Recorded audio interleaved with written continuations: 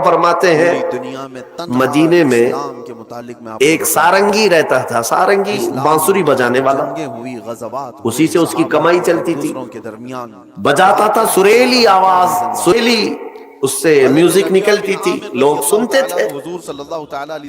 وقت گزرتا گیا، اسی کی کمائی میں چلتے رہے، لیکن ایک بات یاد رکھنا ہے نوجوانوں، وقت سب کے ساتھ ہمیشہ ویسا نہیں رہتا۔ آج جو نوجوان ہیں کل بوڑھے ہو جائیں گے۔ آج بہت سارے نوجوان یہ سمجھتے ہیں کہ مجھے کیا فرق ہے، میرے پاس طاقت ہے، قوت ہے، میرے پاس مال ہے، میں جو چاہوں کر لوں گا۔ وقت سب کے ساتھ یکساں نہیں رہتا، بہت جلدی چیزیں زائل ہو جاتی ہیں، ختم ہو جاتی ہیں۔ ہم نے ان لوگوں کو بھی دیکھا ہے جن کے بارے میں، ابھی میں زیادہ پرانی بات نہیں کر رہا ہوں، 10 سال پہلے کی بات، جن کا یہ اعلان تھا کہ اتنا مال ہے کہ ہماری 7 پشتیں کھا سکتی ہیں، لیکن اسی بندے کو میں آج دیکھتا ہوں وہ 10-10 روپے مانگتا ہے، 10-10 روپے آج بھی مانگتا ہے۔ کہاں گئی دولت؟ ایک حالت میں ہمیشہ انسان نہیں رہتا، بدل جایا کرتی ہے کیفیتیں۔ ہر دور میں یہی چلتا آ رہا ہے۔ وہ سارنگی جو زندگی بھر بانسری بجا بجا کر کے پیسہ کماتا تھا، 80 سال کا ہو گیا، سانس پھولنے لگی۔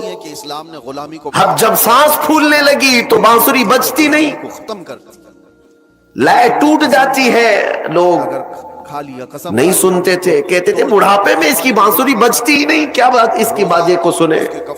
لوگ چھوڑ چھوڑ کر کے جانے لگے، نہ کوئی محفل گرم ہوتی، نہ کوئی اس کو پیسہ دینے والا تھا۔ اور اب تو ایسے حالت ہو گئی کہ اس بوڑھے کے 80 سال کی عمر میں پیٹ کے لالے پڑ گئے، کھانے پینے کے لیے کچھ نہیں ہے، جو کچھ بھی ملتا تھا وہ بانسری کے بجانے سے ملتا تھا۔ تھک ہار کر کے اپنی بانسری کو لے کر کے آیا جنت البقیع قبرستان، مدینہ طیبہ کا مشہور قبرستان۔ غالباً ایسی کوئی مقدس رات رہی ہوگی، یہ حضرت عمر فاروق کا زمانہ ہے۔ جو وہاں کے لوگوں کا رات کافی ہو چکی، مدینہ سو رہا، مدینے کے لوگ سو رہے ہیں، تو پھر اسلام کہتا ہے اور وہ قبرستان میں آیا اور قبروں کو دیکھنے لگا، کہا عنقریب میرا بھی یہیں جانا ہے، مجھے بھی منو مٹی تلے اب دب جانا ہے، چند لمحوں کا میں مہمان ہوں، چند دنوں کا پتہ نہیں، فساد سے صاف کرنے کے لیے اور زندگی بھر بانسری بجا بجا کر کے کھاتا رہا۔ باقی دوسری جگہ آج کے دن اس نے کیا کیا، بانسری اٹھایا اور توڑ دیا، لکڑی کی ہوتی تھی، توڑ دیا اور کہا اے رحمان تیرا بندہ ہوں، دنیا نے مجھے کھلانا پلانا چھوڑ دیا ہے، کیا اب تو بھی نہیں کھلائے گا، کیا تو بھی نہیں پلائے گا؟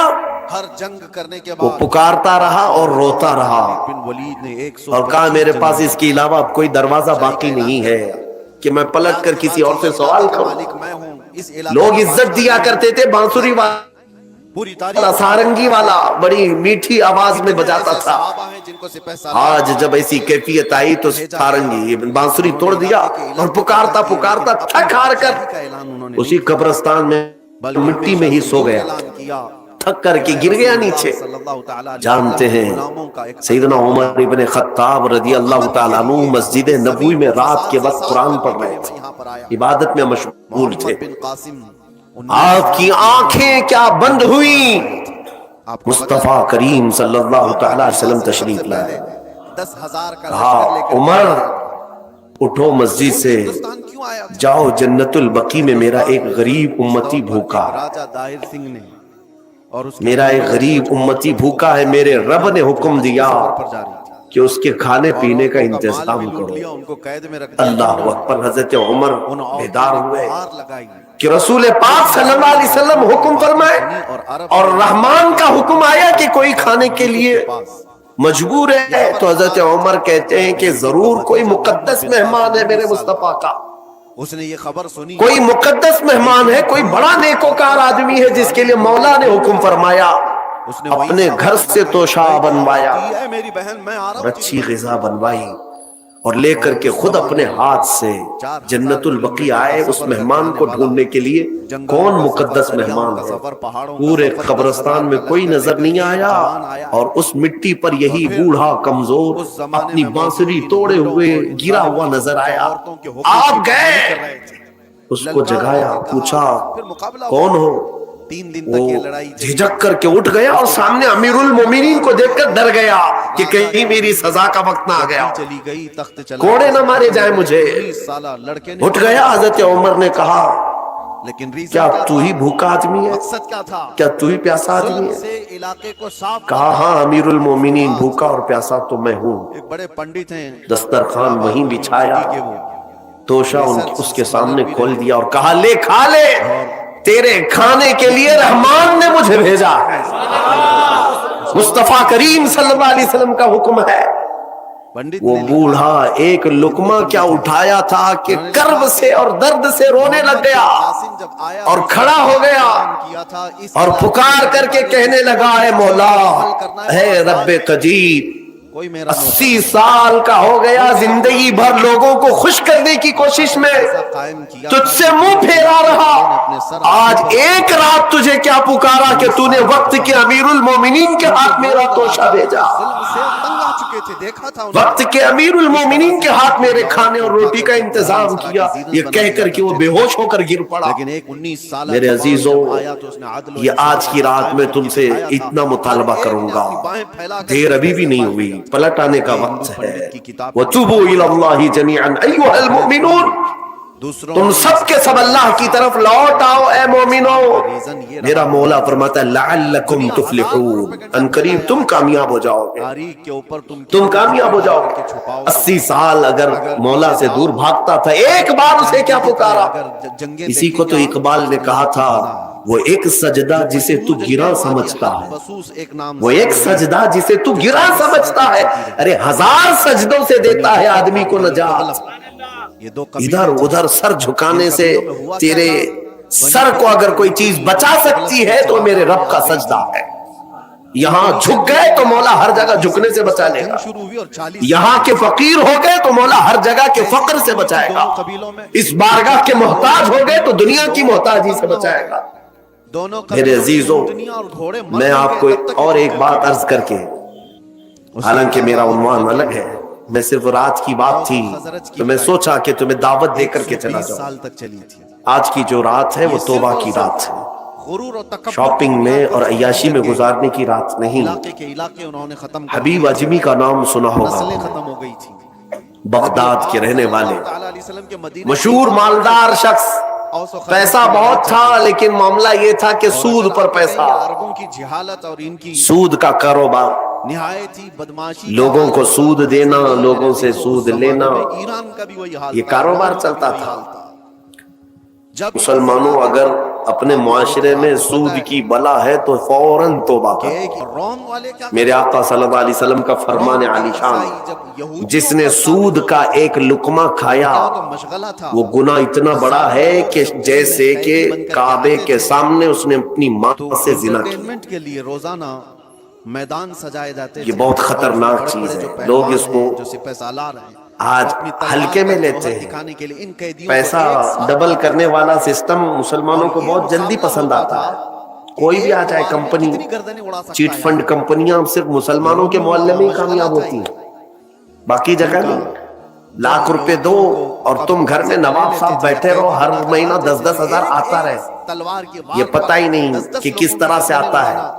वो समझते थे बहादुरी का तुम्हारे घर में आने वाला एक लुकमा भी तुम्हारी तहकीक के बगैर नहीं आना चाहिए। तुम मुसलमान हो, एक तो एक सिक्का भी तुम्हारे घर में बगैर तहकीक का नहीं आना चाहिए। एक शख्स है अगर मशकूक डार्लिंग यानी जिसमें शक है, हराम की बात नहीं कर रहा हूं, हराम तो बड़ी बात है, जिस माल में शक है उस मशकूक माल का भी एक लुकमा खा लिया तो औलाद बिगड़ जाती है। यहूदियों को कब्जे में बुजुर्गों ने फरमाया औलाद बदतमीज पैदा होगी, बद अखलाक हो जाएगी, दरिंदे किरदार से छोड़ दिए गए। आरी हो वो जाएगी, नोच इसका नोच ख्याल करके रखो। खाते थे और ये लोग तमाशा देख देख कर तालियां तो बजाते मैं अर्ज ये कर रहा ये था इंसानों की कि हबीब आजमी जिंदगियों के सूद साथ का तमाशा कारोबार करते करते रहे। रहे। ये एक ईगो, दिन ऐसा हुआ कि ये अपनी उनका बीवी से तकब्बुर, ये उनका गोश्त ला गुरूर। कर दिया और कहा किसी कि पकाओ। मफतूर बीवी ने कहा कौम पर, लकड़ियां नहीं है। मगलूब कौम पर वो अपने गुस्से की कहा कि मैं फलां के ऊपर मेरा सूद आता है, सूद में वो लकड़ियां ले आऊं। سود میں لکڑیاں بھی, मुकद्दस को گھر کا آٹا بھی سود दूध میں में नहलाया गया, आपको पता है. لا کر کے دیے. بیوی نیک تھی, سمجھاتی رہی. पूरे اس دن دعا کرتی ہے, مولا میرے شوہر, میرے سرتاج, میرے رفیق حیات کو ہدایت دے دے. تھے. جب بھی گھوڑا جب چولہے پر یہ ہانڈی رکھی گئی, کھانا پک گیا, یعنی سالن پکا, تو اس نے اتارا. حبیب اجمی دسترخوان پر غیر مسلموں کی ہانڈی کھولی گئی تو اس میں پکتا ہوا خون تھا, جنہوں نے پوری دنیا میں کیا تماشا خون کے علاوہ کچھ نہیں. اور ایک طرف اسلام کے خلاف. حبیب اعظمی نے پوچھا یہ کیا ہے؟ ان کو میں بیوی نے کہا جب لوگوں کا مال سود میں لا کر کے دو گے تو اللہ تعالیٰ تمہیں دنیا میں ہی خون کھلا رہا ہے, آخرت میں کیا عذاب. اللہ تعالیٰ علیہ وسلم کے زمانے پاک میں جتنے بات اثر کر گئی, بات اثر کر گئی دل پر, اور ڈر بھی گئے کہ اپنی آنکھوں سے دیکھا کہ پکتا ہوا گوشت خون بن چکا ہے. یہی فارمولے پر جنگیں ہوئی. فوراً پورے جسم میں کپ کپی تاری ہو گئی, توبہ کی, تشریف لے گئے. کھڑے ہو گئے. کیا بدر گھر سے باہر نکلے زبردستی لڑنے تو راستے سے جا رہے تھے, بچے جو کھیل رہے تھے, کی گئی تھی. ایک بچے نے پکار کر کہا, اے بچے ہٹو, یہ سود خور آ رہا ہے, اس کی چھاؤں کہیں ہم پر پڑ گئی تو ہم برے ہو جائیں گے. مدینے پر حملہ کرنے کے لیے بچوں میں بھی یہ بات آ گئی. مدینے کے باہر حبیب اجمی کو آج دل پر بات لگی, میرا رب کسی کے لیے ہدایت دیتا ہے تو کچھ ذریعے بنا دیتا ہے. کے لیے حبیب اجمی اب رونے لگ گئے کہ میں اس قدر خستہ ہوں, اس قدر بدنام ہوں کہ بچے میری چھاؤں سے بھاگ رہے ہیں. میں آپ کو بتاؤں گا, لیکن سوچا کہ اب میں سود نہیں لوں گا اور نہ ہی اس کاروبار دنیا میں. یہ صرف اصول سب بتانے کو کے چھوڑ لیے دیا, آج اس پر عمل, لیکن اب مسئلہ یہ تھا, کوئی نہیں کرتا. مسئلہ یہ تھا کہ بچپن شروع سے کوئی کام کرنے کی عادت نہیں تھی. پیسہ دینا ہے, مارکیٹ میں گھما کر کے بڑا کر کے لانا ہے. سب کام کرنے کی عادت نہیں تھی, فن نہیں تھا, ہنر معلوم نہیں تھا. اب کمائیں تو کیسے کمائیں. ہندوستان میں بھی کیا کیا ہوتا رہا. سوچا کہ اب اس چیز کو چھوڑ دیا ہوں. قتل عام ہوا. تو بیوی سے آ کر کے کہا, میری رفیق حیات, میں نے توبہ کر لیا, میں نے توبہ کر لیا, آج کے بعد سے یہ سود کی طرف میں ہاتھ بھی نہیں بڑھاؤں گا. بیوی سجدہ شکر ادا کرتی اور کہتی ہے, میرے رفیق, اے میرے زندگی کے ساتھی, اب فکر مت کرنا, میں تم سے کسی چیز کا مطالبہ نہیں کروں گی. آدھی روٹی بھی لاؤ, میں صبر کروں گی. تو آپ اٹھا کر کے دیکھیں کس آدھی روٹی بھی آئی تو میں صبر کروں گی, کتنے لوگوں کو اس لیے کہ آپ حلال رزق کی طرف جا رہے ہیں. کاش ہماری عورتیں ایسی ہوں جو پیرامڈز بنے, جو اپنے شوہر کو سیدھے راستے پر لانے کا سبب بن سکے. احرامات مصر, ورنہ بہت ساری عورتوں کے مطالبات کی وجہ سے مرد حرام کاریوں میں پڑ گئے. تنخواہ تھوڑی سی ہے, عورت قوم فرماتے ہیں مدینے میں ایک سارنگی رہتا تھا, سارنگی بانسری بجانے والا, نظام یہی رہا ہے. اسی سے اس کی کمائی چلتی تھی. کے لیے اپنی طلب بجاتا تھا, سریلی آواز, سریلی اس سے میوزک نکلتی تھی, لوگ سنتے تھے. فرسٹ اور ورلڈ وار وقت گزرتا گیا, اسی کی کمائی میں چلتے رہے. لیکن ایک بات یاد رکھنا ہے نوجوانوں, وقت سب کے ساتھ ہمیشہ ویسا نہیں رہتا. یہ زیادہ آج جو نوجوان ہیں کل بوڑھے ہو جائیں گے. فرسٹ ورلڈ وار, آج بہت سارے نوجوان یہ سمجھتے ہیں کہ مجھے کیا فرق ہے, میرے پاس طاقت ہے, قوت ہے, میرے پاس مال ہے, میں جو چاہوں کر لوں گا. وقت سب کے ساتھ یکساں نہیں رہتا, بہت جلدی چیزیں زائل ہو جاتی ہیں, ختم ہو جاتی ہیں. ہم نے ان لوگوں کو بھی دیکھا ہے جن کے بارے میں, ابھی میں زیادہ پرانی بات نہیں کر رہا ہوں, 10 سال پہلے کی بات, جن کا یہ اعلان تھا کہ اتنا مال ہے کہ ہماری 7 پشتیں کھا سکتی ہیں, لیکن اسی بندے کو میں آج دیکھتا ہوں وہ 10-10 روپے مانگتا ہے, ٹوٹل 17 غزوات, 10-10 روپے آج بھی مانگتا ہے. کہاں گئی دولت؟ ایک حالت میں ہمیشہ انسان نہیں رہتا, بدل جایا کرتی ہیں کیفیتیں. لیکن پھر بھی دنیا کو اعتراض ہے. وہ سارنگی جو زندگی بھر بانسری بجا بجا کر کے پیسہ کماتا تھا, 80 سال کا ہو گیا, سانس پھولنے لگی. کسی نے عمل نہیں کرنا ہے اس پر. اب جب سانس پھولنے لگی تو بانسری بجتی نہیں, ابو غریب جیل کے مطابق لے ٹوٹ جاتی ہے. لوگ جو نہیں سنتے تھے, کہتے تھے بڑھاپے میں اس کی بانسری بجتی ہی نہیں, کیا بات اس کی باجے کو سنے. ہم نے نہیں ہے, لوگ چھوڑ چھوڑ کر کے جانے لگے, نہ کوئی محفل گرم ہوتی, نہ کوئی اس کو پیسہ دینے والا تھا. اور اب تو ایسے حالت ہو گئی کہ اس بوڑھے کے 80 سال کی عمر میں پیٹ کے لالے پڑ گئے, کھانے پینے کے لیے کچھ نہیں ہے. جو کچھ بھی ملتا تھا وہ بانسری کے بجانے سے ملتا تھا. تھک ہار کر کے اپنی بانسری کو لے کر کے آیا جنت البقیع قبرستان, مدینہ طیبہ کا مشہور قبرستان. میرے عزیز غالباً ایسی کوئی مقدس رات رہی ہوگی، یہ حضرت عمر فاروق کا زمانہ ہے۔ پائے اقدس پر میں تمہیں لے کر چلتا ہوں۔ رات کافی ہو چکی، مدینہ سو رہا، مدینے کے لوگ سو رہے ہیں، اللہ تعالیٰ علیہ وسلم کا پیغام دنیا اور وہ قبرستان میں آیا اور قبروں کو دیکھنے لگا، کہا انقریب میرا بھی یہیں جانا ہے، اور مجھے بھی منو مٹی تلے اب دب جانا ہے، چند لمحوں کا میں مہمان ہوں، چند دنوں کا پتہ نہیں، قوت کا عالم تھا، اور زندگی بھر بانسری بجا بجا کر کے کھاتا رہا۔ مدینے کے آس پاس آج کے دن اس نے کیا کیا، بانسری اٹھایا اور توڑ دیا، لکڑی کی ہوتی تھی، توڑ دیا بچ کر کے رہنا اور پڑتا کہا اے رحمان تیرا بندہ ہوں، اس دور کی بات دنیا نے مجھے کھلانا پلانا چھوڑ دیا ہے، کیا اب تو بھی نہیں کھلائے گا، کا آخری سال ہے، کیا تو بھی نہیں پلائے گا؟